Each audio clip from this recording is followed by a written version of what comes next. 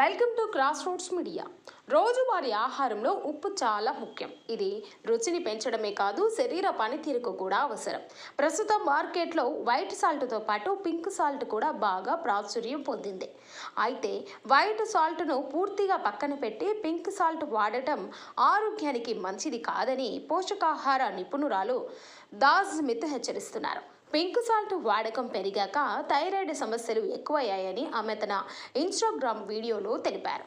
White సాల్ట్లో ఉండే iodine thyroid గ్రంథి పనితీరుకు చాలా కీలకమని దాస్ స్మిత్ వివరించారు. అయోడిన్ లోపం వల్ల గైటర్ వంటి సమస్యలు వస్తాయని గుర్తు చేశారు. అంతేకాకుండా వైట్ సాల్ట్లోని సోడియం శరీరంలో ద్రవాల సమతుల్యతను కాపాడటంలో, నరాల పనితీరులో, కండరాల సంకోచ వ్యాకోచాలలో ముఖ్య పాత్ర పోషిస్తుంది. పింక్ సాల్ట్లో 84 రకాల ఖనిజాలు ఉంటాయని ప్రచారం ఉన్నప్పటికీ అవి చాలా స్వల్ప మోతాదులో ఉంటాయని నిపుణులు చెబుతున్నారు. ఈ ఖనిజాల వల్ల చెప్పుకోదగ్గ ఆరోగ్య ప్రయోజనాలు ఉండవు. ఉదాహరణకు, ఒక వ్యక్తికి రోజువారీ పొటాషియం అవసరం తీరాలంటే సుమారు 1.7 కిలోల పింక్ సాల్ట్ తినవలసి ఉంటుంది. సాధారణ ఉప్పులో ఉండే అడిటివ్స్ వద్దనుకునే వారికి పింక్ సాల్ట్ ఒక సహజ ప్రత్యామ్నాయం మాత్రమేనని, అంతకు మించి గొప్ప ఆరోగ్య ప్రయోజనాలు ఆశించవద్దని స్పష్టం చేస్తున్నారు.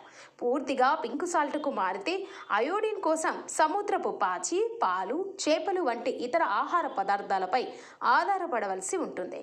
అందుకే వంటల కోసం వైట్ సాల్ట్, సలాడ్ల వంటి వాటిపై చల్లుకోవడానికి పింక్ సాల్ట్ వాడటం మంచిదని నిపుణులు సూచిస్తున్నారు. సో మీరేమంటారు ఫ్రెండ్స్? మీ అభిప్రాయాన్ని మాకు కామెంట్ రూపంలో తెలియజేయండి.